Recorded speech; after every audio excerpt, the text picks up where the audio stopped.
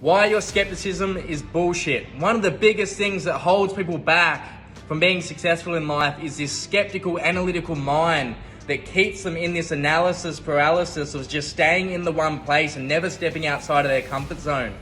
And sure, there's things online that are scams and things that don't work, and there's very good companies and very good opportunities and very good money-making vehicles that do work.